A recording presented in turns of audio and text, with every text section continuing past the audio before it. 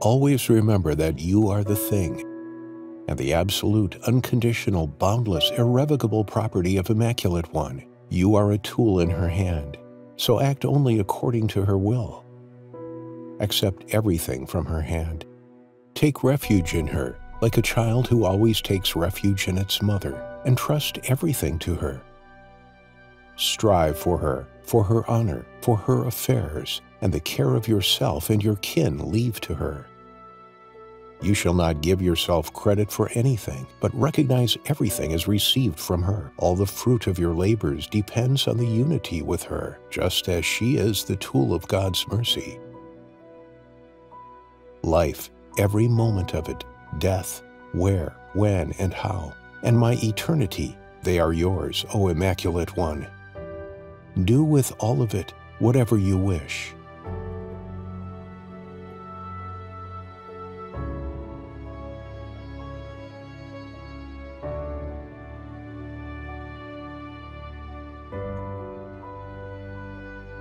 On August 14, 1941, in a starvation bunker of the German concentration camp Auschwitz, Father Maximilian Maria Kolbe died, killed by a poison injection. He was the founder of the Knights of the Immaculata organization, the monthly magazine Night of the Immaculata, and the Nepokalanów Radio, as well as the world's most numerous monastery in Nepokalanów. He voluntarily chose death by starvation in exchange for the life of a condemned fellow prisoner.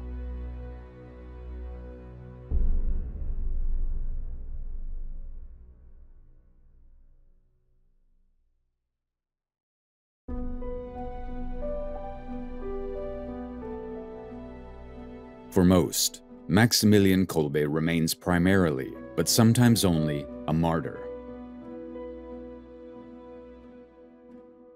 Meanwhile, his rich life story could be shared by several people. In all areas he dealt with, he did not recognize compromise. Entering the order, he took the name Maximilian, which in Latin means the greatest, and this name perfectly characterizes his future activities. In some orders, the family or masculine orders, the friar doesn't have a chance to choose the name, but the provincial give the name. And I think it happened the same in the case of Maximilian.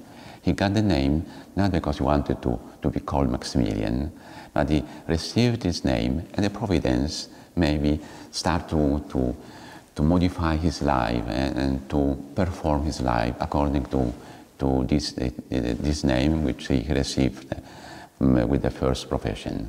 Father Maximilian never set intermediate goals for himself.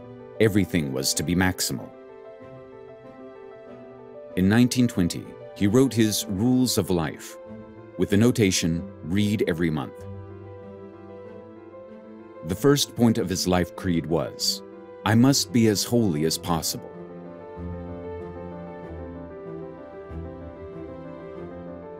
How did it come to pass that this humble monk, who came from a poor family and did not have any affluent and powerful sponsors, created the work that still inspires amazement and admiration today? Because what made him strong is not that Christianity is only an idea, production of human thinking, but Christianity is based on the reality of the acts of God, who was our Creator, and He is our Redeemer, and who will fulfill us and become the perfection.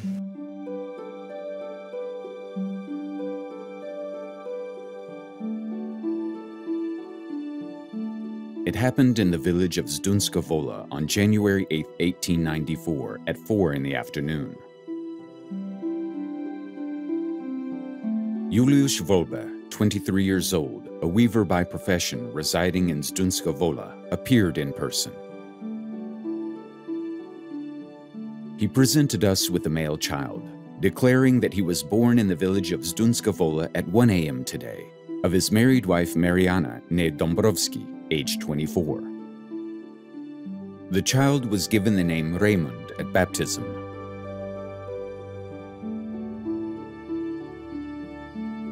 Raymond Kolbe's family belonged to the middle working class. Both of his parents, his father Juliusz and mother Mariana, came from families of weavers.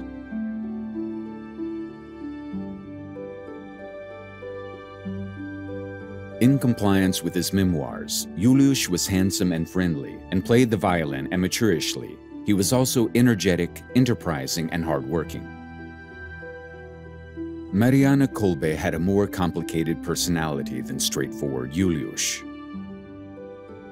She did not feel called to have a family and dreamed of becoming a nun. However, this was impossible. The Russians abolished convents in the partition territories as part of their repressive measures.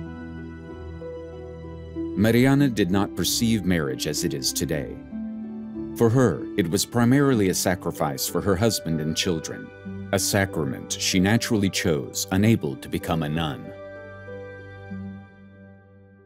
They try to educate their children according not only to the faith, but also according to a kind of high educated standard of living.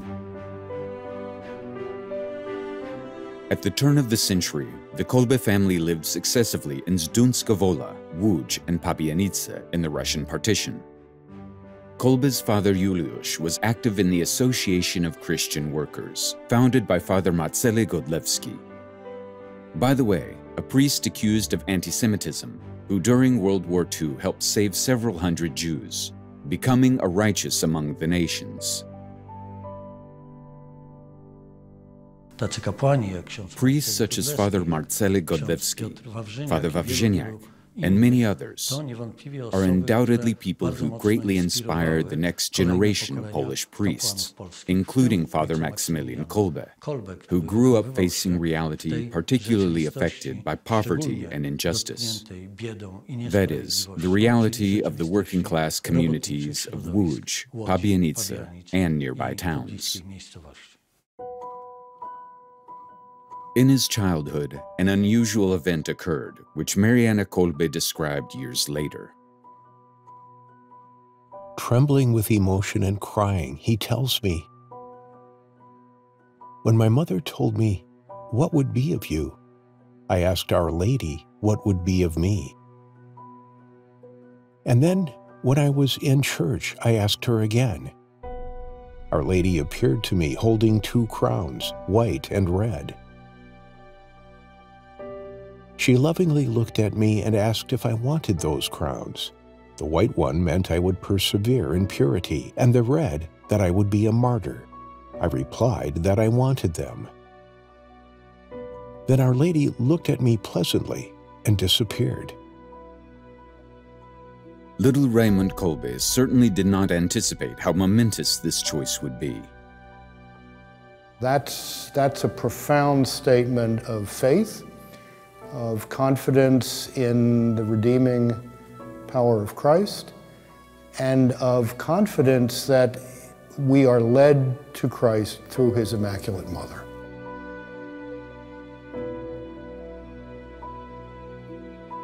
Raised in such a patriotic and religious atmosphere, the young Kolbe brothers directed themselves toward serving the fatherland, preferably through service to God.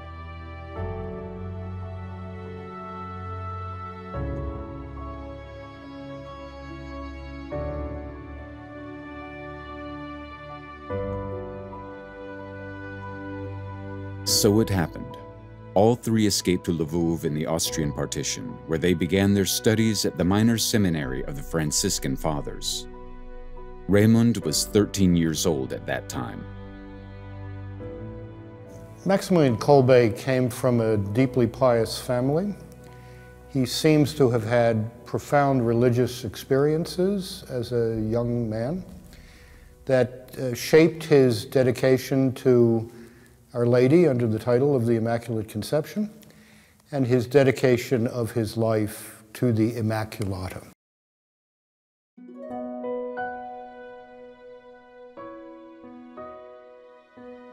Even as a cleric, he felt a call to fight for the Immaculate, but he did not know what kind of struggle he should undertake. And in the boarding house in the choir where we listened to Mass, with my face on the ground, I promised the Blessed Virgin Mary, reigning in the altar, that I would fight for her. How? I did not know, but I imagined fighting with material weapons. In 1912, as one of the most talented, he was sent to study in Rome. When World War I broke out 2 years later, Kolbe's older brother Franciszek finally abandoned the order and joined the army to fight for a free Poland. So did their father, Juliusz, who died in unclear circumstances. Maximilian Kolbe recalled that being sent to Rome was a providential decision. Had he stayed in Poland, he would not have endured in the convent, but like his older brother, he would have fought for Poland. His life would have taken a completely different course.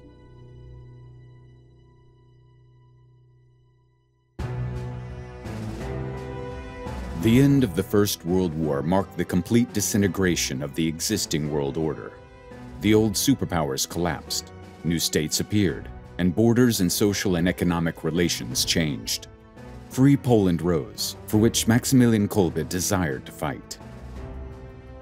At the Versailles Conference in 1919, a Polish delegation, headed by politicians Roman Dmowski and Ignacy Jan Paderewski, was among the 29 countries.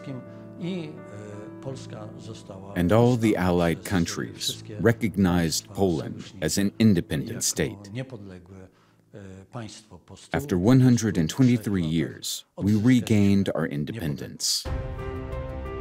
The event that had a decisive impact on the young Franciscan was the celebration of the 200th anniversary of Freemasonry. The Vatican was besieged by thousands of people carrying banners depicting Satan knocking down Michelangelo and the inscription, "Satan must reign in the Vatican, and the Pope will be his servant." Maximilian came back to the college and talked immediately to the rector of the college, Father Ignudi, and confessed to him that he has an idea to do something to defend Our Lady and the Church, and also to fight, but spiritually, for the glory of God. That's why he formed the Knights of the Immaculata. That was not an exclusive club. That was something that ordinary people could become part of, express their Catholic faith through, and exercise their baptismal responsibility to be missionaries. Thus, with the permission of Father Rector, the first meeting of the first 7 members was held on October 16, 1917. It was held in the evening, secretly, under lock and key in the second inner cell. A statue of the Immaculata between 2 glowing candles stood at the head. Activities during this first time in the life of the militia consisted, in addition to private prayer, of distributing medals of the Immaculate, known as the Miraculous Medal. The Miraculous Medal of the Blessed Mother, minted since revelations of the charismatic Saint Catherine Labour in 1830, played a crucial role in Kolbe's spirituality and his concept of the Knights of the Immaculata, and later, Niepokalanów. He discovered in this miraculous medal as a kind of arms, no, to promote and to fight against the evil, against the sins, not with his own words, with his own forces, but with the help of Our Lady. Distribute her medallion wherever you can, to children, so that they always wear it around their necks, and to the elderly and young people in particular, so that under her protection they have enough strength to fend off so many temptations and snares lurking in our times. And to those who do not go to the church, or who are afraid to go to confession, who scoff at religious practices, who laugh at the truths of the faith, who are bogged in moral mud, or who are outside the church in heresy. To these it is necessary to offer the medal to the Immaculate and ask them to be willing to wear it. and in the meantime earnestly implore the Immaculate for their conversion. Thus armed, Maximilian Kolbe returned in 1919 to newborn Poland, facing his greatest threat: war with the Bolsheviks, who had to defeat the Poles on their march to Western Europe. W 1920 roku In 1920, Tukaczewski, as commander of the Bolshevik army, and, on the other hand, Budyonny, as commander of the Second Front of the Bolshevik army, tried to invade Polish lands. Tukaczewski invaded as far as in the vicinity of Warsaw in August 1920. It's important for people in the Western world to know that that Soviet project was really stopped by Poland. In the so-called Miracle on the Vistula, the Battle of the Vistula River in 1920, when the Red Army was stopped by the forces of independent Poland, Marshal Pilsudski. Had that not happened, there wasn't much left to stop the Soviet army, the Red Army, between Warsaw and the English Channel. So the Battle of the Vistula was one of the great turning points in mid-20th century history. It was then that Kolbe realized that for Christian Europe, communism was a serious, if not more, threat than the Freemasons. Time has proved that he was right.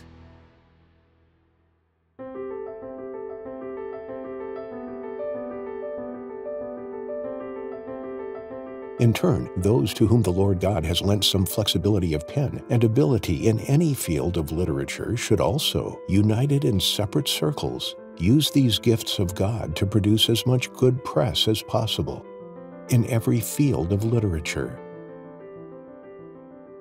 Father Maximilian Kolbe had a clear vision of evangelization of society through the mass media. He paid particular attention to the press, and the example of his father Juliusz was not without significance in this case. Father Maximilian was a true evangelist. In some respects, he anticipated what John Paul II would call the new evangelization. He understood that the church had to make its proposal out in the world and introduce people to Christ through whatever media of communications were available. And in the 20th century world, that meant the press. That meant creating a Catholic press that would spread the gospel.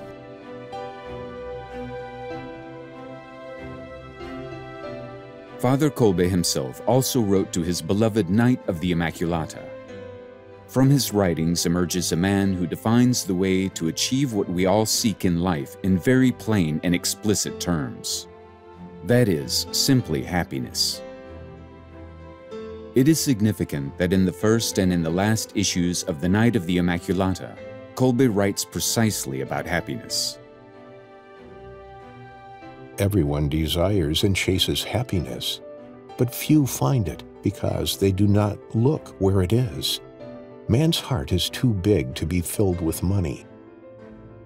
Sensuality, or the deceptive though intoxicating mist of fame, it yearns for a higher good, boundless and everlasting. And such a good is only God. Delving into his text, we can understand where his extraordinary strength came from, making real the saying that faith can move mountains.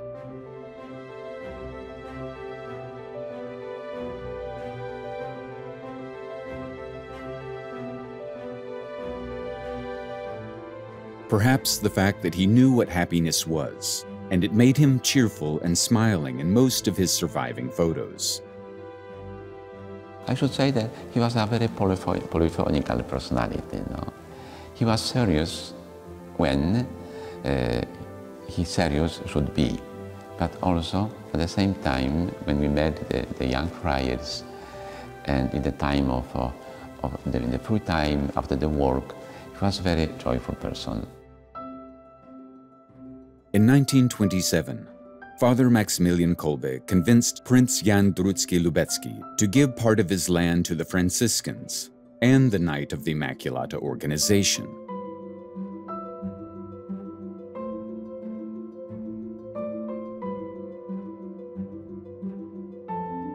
He also obtained the right to establish a new monastery. Niepokalanów was built literally on bare ground, but at a rapid pace.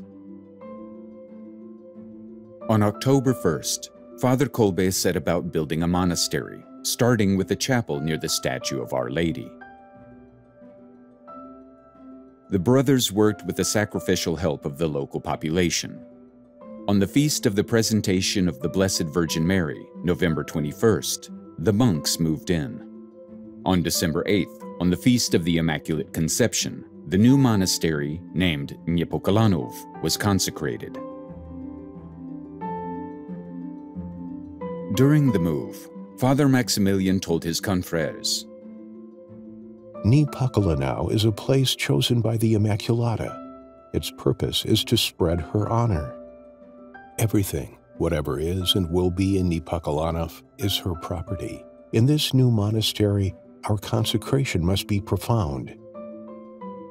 Religiousness must flourish there in all its fullness. It will be very modest in conformity with the spirit of St. Francis. Just 2 months after moving there, the brothers had already published the first issue of The Night of the Immaculata. It was already 70,000 copies. He tried to reach with his newspaper everybody, no? Just to educate. Because the level of education was very, very low because of hard-working people, no? They didn't have time to read. And they even didn't have the books. For that, he published a very cheap newspaper, no?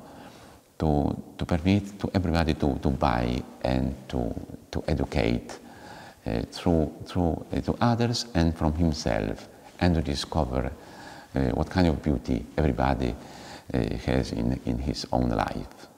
The impressive flourishing of Niepokalanów is part and parcel of the development of the Second Republic. Poland made a remarkable economic leap. From a backward agricultural country ruthlessly looted by the partitioners, the construction of a modern state began. There was a focus on industrial development. They created Gdynia, the most modern city and port on the Baltic, a network of railroads, and a heavy industrial district covering 60,000 square kilometers, where hundreds of thousands of workers found their jobs. For Father Kolbe, these were the future potential recipients of his ideas. Niepokalanów became a monastery unique in its kind. Father Maximilian was authorized to receive novices in unprecedented numbers. So the monastery rapidly grew. At the same time, however, it was a monastery with a primary servant role to the Night of the Immaculata. Niepokalanów existed so that the Night of the Immaculata could be published. And it grew so that the Night of the Immaculata could have an ever-increasing circulation, an ever-increasing reach, to reach more and more people.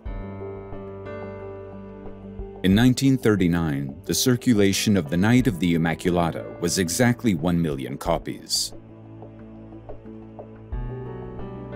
Niepokalanów was practically self-sufficient. There were 760 monks and seminarians living there.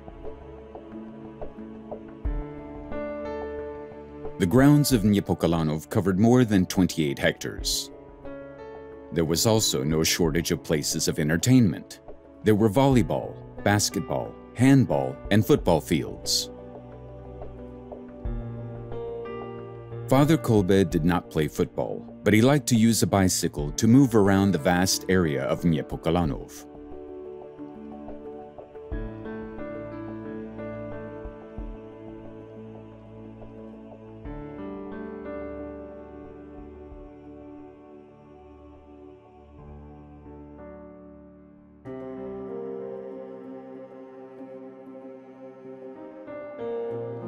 In 1930, Father Maximilian and 4 other monks embarked on a missionary journey to the Far East. After a long trek through India and China, they finally arrived in Nagasaki, Japan. Maximilian Kolbe was a very intense man, I think.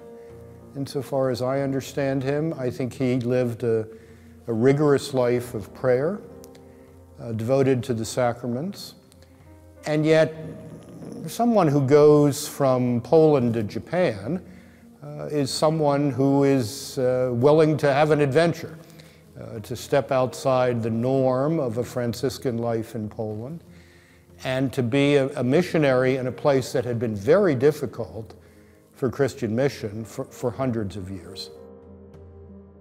Father Kolbe's main idea was to start a branch of Niepokalanów there and publish The Night of the Immaculata in a Japanese version. Very few believed in the success of this mission. However, once again, Father Kolbe showed that faith moves mountains. Not only did he succeed against all odds in starting the publication of the Japanese Night, but most importantly, he founded a Franciscan monastery in Nagasaki, which still exists today. Monastery's Japanese name is Mugensai no Sono, which means Garden of the Immaculata. Divine Providence always provided solutions when difficulties seemed insurmountable, he noted with characteristic modesty in his diary. The Nagasaki monastery played a significant role after the Americans dropped an atomic bomb on the city. The hillside on which it was built shielded the monastery from the effects of the explosion. The monastery was the site of the first of many orphanages established in many places in Japan by pupil of Father Maximilian's brother, Zenon Żebrowski, who is known in Japanese history as Zeno-san. Zenon Żebrowski is an absolute unique figure, a worthy continuator of Kolbe's work. He was, like him, tireless and never gave up. During 84 years of his life, he helped thousands of orphans and the sick, becoming the most popular Pole in Japan. There were printed 350 articles and books with descriptions of his endeavors. For years of his charitable work, Brother Zenon received the 4th-class Order of the Sacred Treasure from the Japanese government in 1969.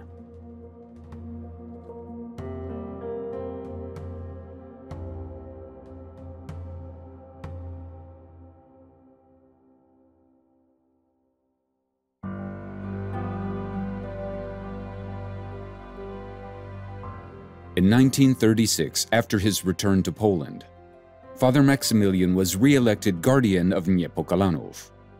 Although the publishing house was already a real power in the Polish publishing market, the charismatic leader had new ideas for development. As always, with the spirit of the times, he kept a close eye on technical innovations and looked ahead with his thoughts much further than most of his contemporaries. A saint is not a savage nor a clunker to be pushed around. A saint must be active, darting, full of initiative. He began preparing Niepokalanów to broadcast the first Catholic radio program. The station aired the first trial broadcasts in 1938. In the future, Niepokalanów was also to launch Attention, a television station. Father Maximilian was an interesting combination of a very traditional Franciscan with a very traditional piety, and a man who understood that the modern world offered the church instruments, communication instruments, transportation instruments, to spread the gospel. So he was not afraid of modern technology, and yet he used that technology to preach the truths of the gospel, which are enduring truths, they're permanent truths. So he was, in that sense, a very modern priest with a very classical message.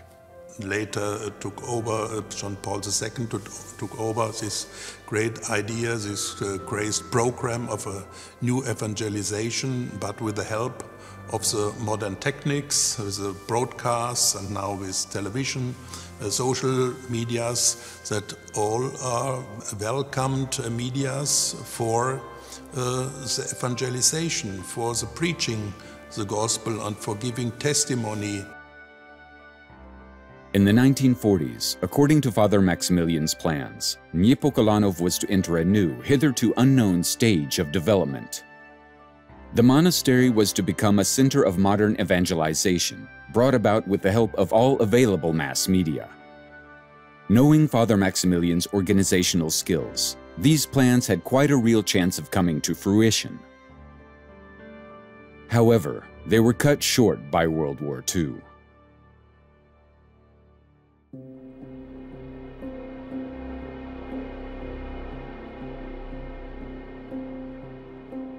The dreams of his own television station and the further development of Niepokolanów, like the further development of the reborn Polish state, were abruptly interrupted by the outbreak of World War II. Poland became its first and most affected victim. It suffered the heaviest personal and material damages relative to its population and national assets. Sandwiched between two totalitarianisms, fascist and communist, it had no chance. On September 1st, 1939, it was invaded by Germany, and on September 17th, battered by a treacherous attack by the Soviet Union. A nearly 6-year period of tremendously bloody and brutal occupation began. Both the Germans and the Soviets immediately began to impose a reign of unprecedented terror. Both regimes sought first to strike those groups that could play a leadership and spiritual role in society. Only a nation whose leadership layers are destroyed will allow itself to be relegated to the role of slaves. Adolf Hitler, 1939. The Germans' goal was to completely Germanize Poland by removing the local population, Poles, and members of national minorities. It had been executed through their displacement and systematic extermination. The Germans murdered Polish citizens in a systematic and orderly manner.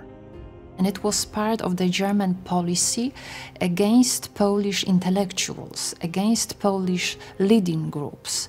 The first action, so-called Intelligenzaktion, Action Intelligentsia, which was to eliminate educated people in Polish society, also brought many arrests for the monks, for priests. Then another action which spread in general government was having a code AEP, and again that was to eliminate the same groups in these areas. So in many convents, the Gestapo or the German police was coming with the prepared list of all the priests, monks, and friars who were living in these places. On June 14th, 1940, the first mass transport of Poles to the German Auschwitz concentration camp began.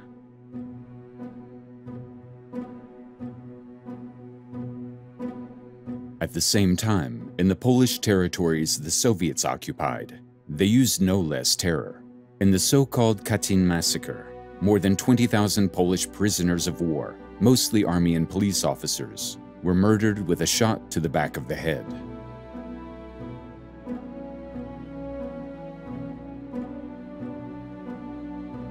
The scale of Polish human and material losses during World War II is incalculable. Nearly 6 million Polish citizens were murdered, including 3 million Polish Jews, which means that almost every fourth inhabitant of Poland perished. Cities, economic centers, and villages were totally destroyed. Warsaw, the capital city only, was 80% devastated, and 700,000 of its inhabitants were murdered. It amounts to the combined war losses of Great Britain and the US. They burned about 22 million books, and more than 500,000 individual works of art were looted, most of which have not been retrieved thus far. The German and Soviet invaders carted away literally everything, from clothes and furniture to entire factories, bridges, trains and train cars, and even railroad tracks and rail sleepers.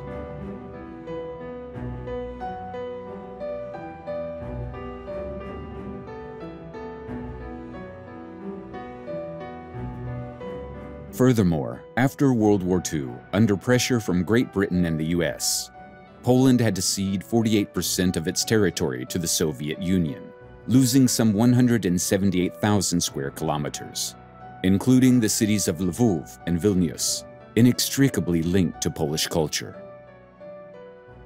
After the attack by the Germans and Soviets, Maximilian Kolbe and his Niepokalanów found themselves in German-occupied territory. As a representative of the Church, he experienced the full scale of the persecution inflicted on the Polish elite. As early as September 19, 1939, immediately after the occupation of Niepokalanów, he and his confreres were arrested. Several months of wandering around various camps began. It can be said that the Franciscans were lucky. They were not executed like, for example, 24 priests from Czew.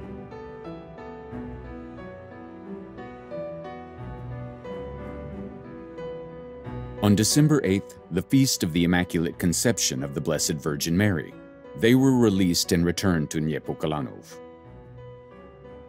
Father Maximilian finds Niepokalanów looted and devastated by the Germans.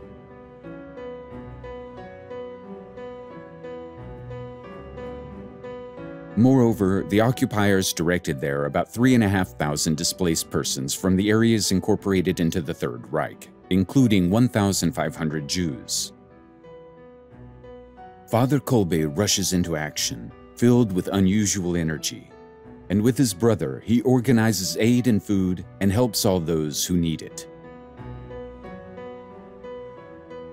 Already after the deportation of the displaced people, some Jews stayed hidden in Niepokalanów, and others found safe shelter in the countryside where they were supplied with forged documents. In these difficult days, Father Kolbe did not give in to oppression. He continued to try to do what he had been doing all his life. Preach the word of God and a miracle happens. The Germans granted a one-time permission to publish one issue of The Night. There appears a significant text written by Maximilian Kolbe himself.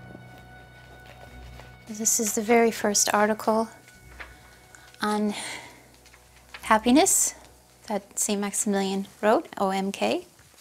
So here is the very last article he wrote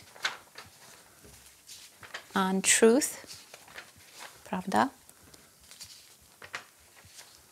MK, and the very last thing he mentions on lasting happiness.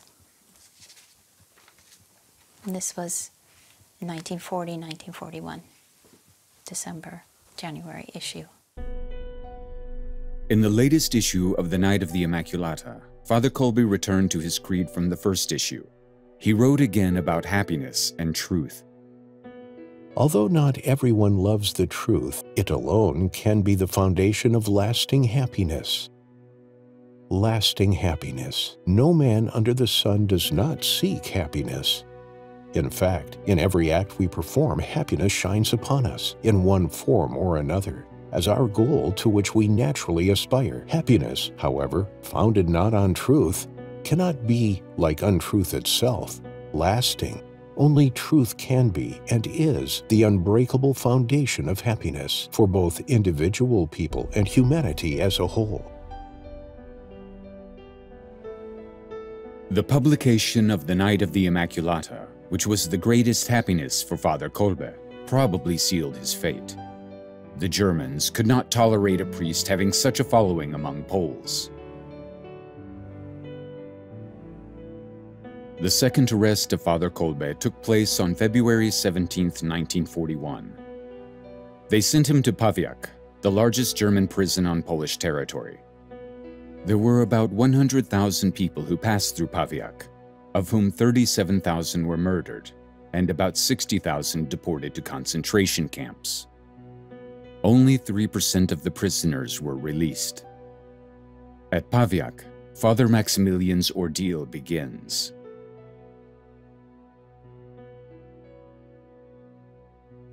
In January 1941 until beginning of April, I was in Pawiak.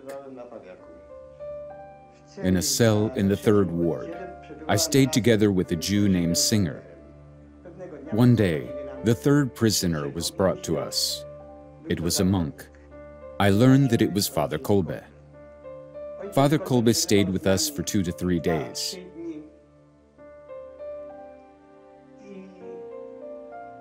And during the morning roll call, an SS man came.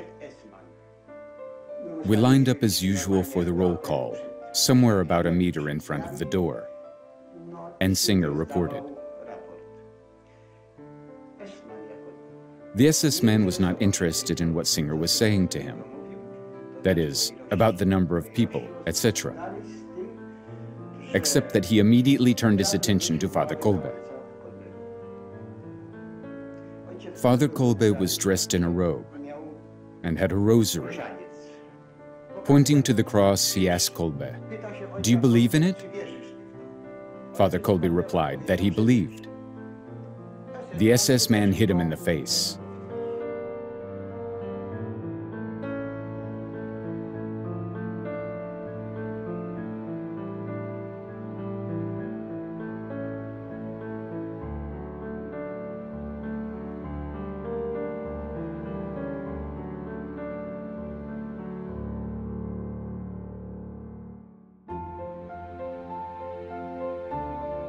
Father Kolbe carefully repaired the rosary, which was torn by a German, with a thread from his robe and hid in a little bag. Shortly after, he saved one more life in Auschwitz through its use.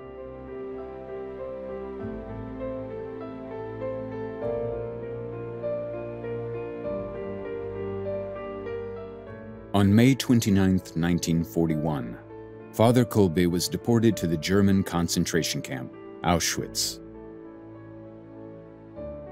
He got the prisoner number 16670.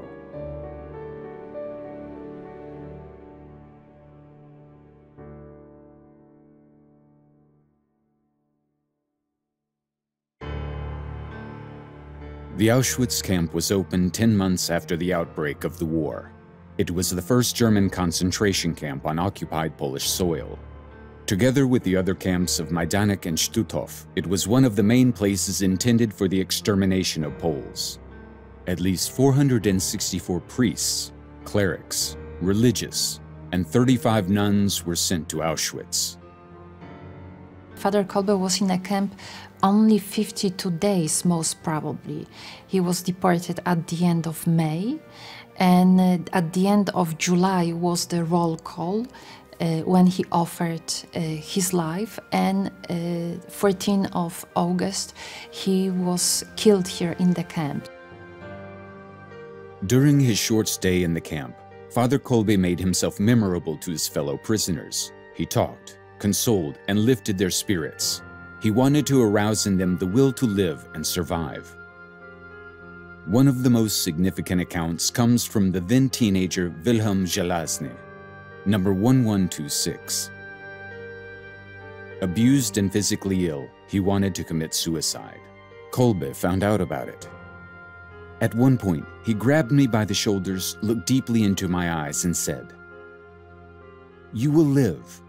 You have to live," Żelazny recalled. It was then that Kolbe gave him a rosary hidden in a small bag. He said, "You can use it for the next days." And this is what he did. He started to pray, and this prayer, the words, really supported him. Wilhelm Żelazny survived Auschwitz and kept the rosary. Years later, he donated the priceless relic to the St. Maximilian Maria Kolbe Church in Auschwitz.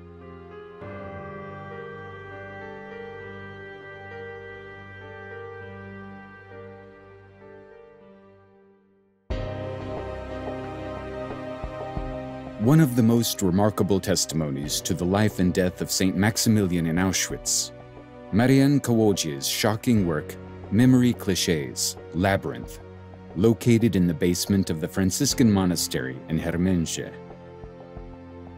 Visual artist Marian Kowalczyk, then a 17-year-old scout, prisoner number 432, was one of the camp's first prisoners. For 50 years, he kept quiet about his past. In 1993, when he suffered a stroke, He returned to his experiences, creating a plastic story about himself and those who did not survive the death factory.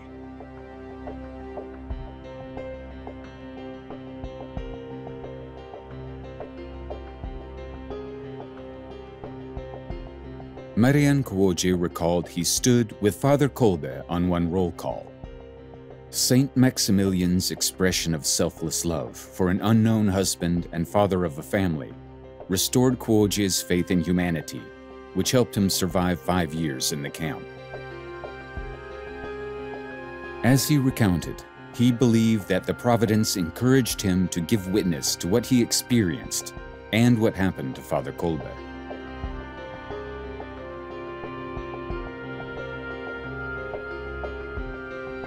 Out of the 260 works, as many as 46 he dedicated to the saint.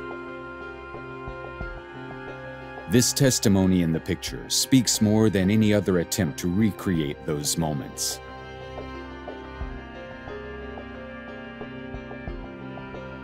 In the last letter he wrote from the camp, Maximilian comforts and reassures his beloved mother.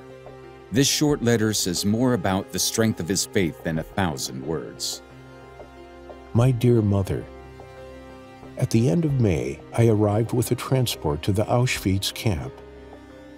All is well with me. Dear mother, be calm about me and my health, because the good God is in every place and remembers everyone and everything with great love. It would be good not to write to me before you receive my following letter, because I do not know how long I will remain here. With sincere greetings and kisses, Raymond Kolbe.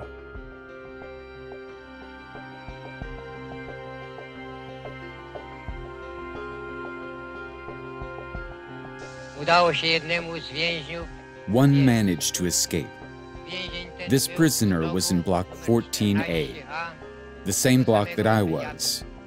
Lagerführer Fritsch ordered a roll call. Then, Lagerführer Fritsch walked in front of the ranks. He pointed me with his hand. I knew that I had already been selected.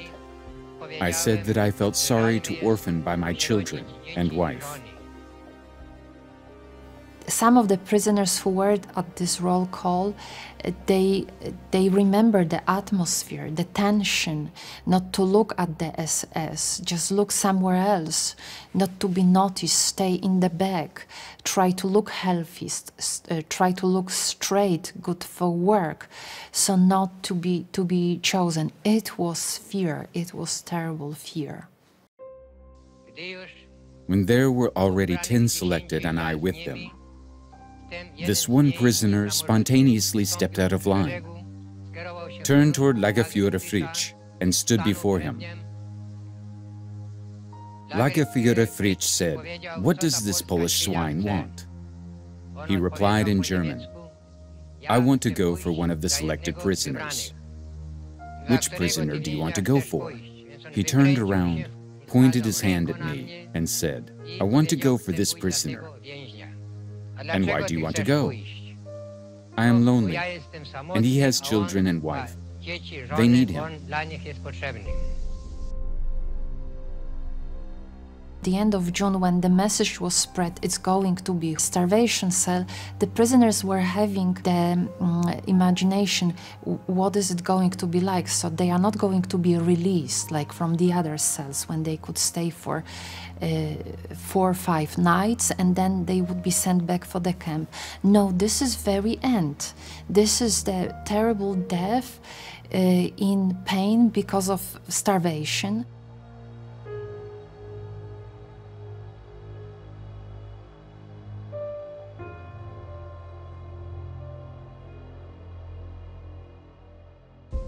The one who sacrificed his life for me was Father Maximilian Kolbe. His camp number 16670.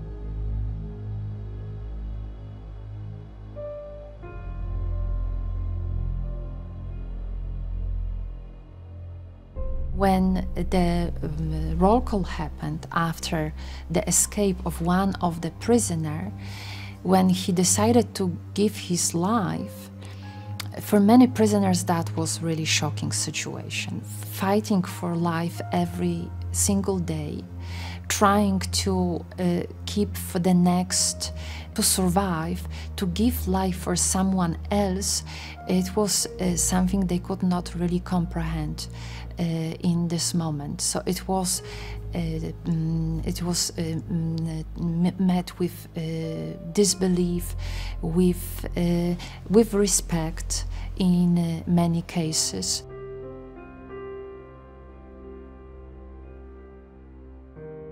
How impressive Father Kolbe's sacrifice was proves another exceptional testimony. On September 19, 1940, Captain Witold Pilecki, a representative of the Polish underground state, allowed himself to be voluntarily arrested and sent to Auschwitz. His task was to organize the underground and pass on reports on the situation in the camp.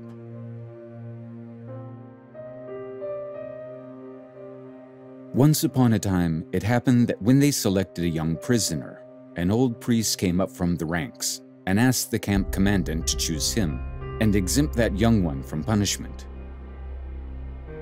The moment was so powerful that the prisoners from the block were petrified with astonishment. The commandant agreed, and the priest hero went to his death, and that prisoner returned to the ranks. Captain Witold Pilecki escaped from Auschwitz and delivered the report to the Allies. Along with Jan Karski's records, the Pilecki's account was the first eyewitness information about the Holocaust given to the Allies.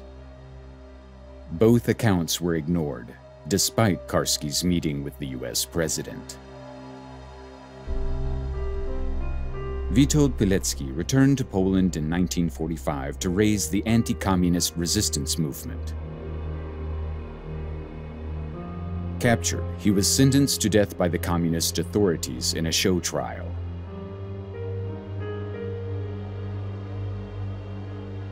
The sentence was enforced.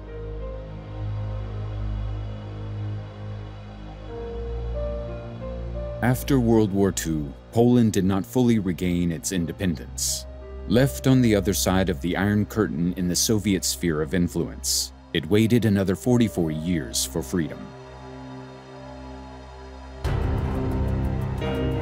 The resistance of Polish society, which had a strong support in the Catholic Church, was instrumental in bringing about the collapse of communism in Europe. Solidarity, next to the fall of the Berlin Wall, is the most important symbol of this transformation. Since 1989, Poland has been free and fully independent again.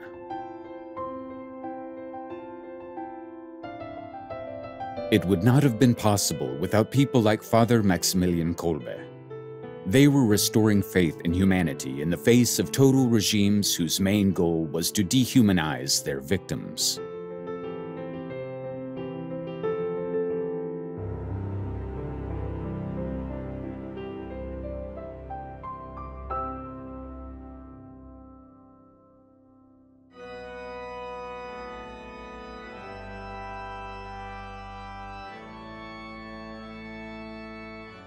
The martyrdom of Father Maximilian is a well-known fact throughout the world. However, it is not generally known that Father Maximilian's beatification process was not based on the path of martyrdom, but on the path of heroic virtues. To look to his whole life and death, no?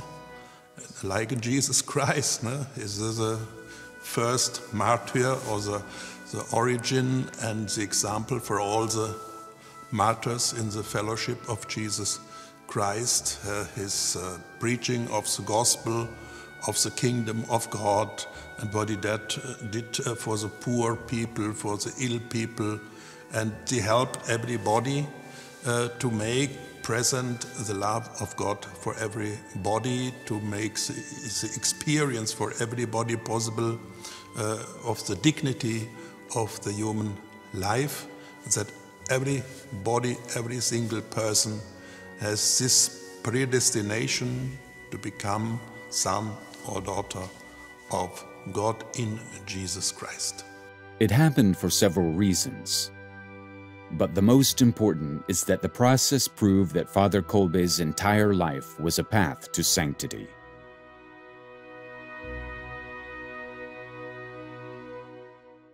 In this place of terrible suffering, Father Maximilian Kolbe won a spiritual victory, similar to that of Christ, voluntarily giving himself up to die in a starvation cell for his brother. Finally, after many years, on October 10th, 1982, Blessed Maximilian Kolbe was canonized as a saint and a martyr. Beatum Maximilianum Mariam Kolbe, sanctum esse decernimus et definimus, ac sanctorum catalogo adscribimus, statuentes eum in universa ecclesia, inter sanctos martires, pia devotione recoli debere, in nomine Patris et Filii et Spiritus Sancti.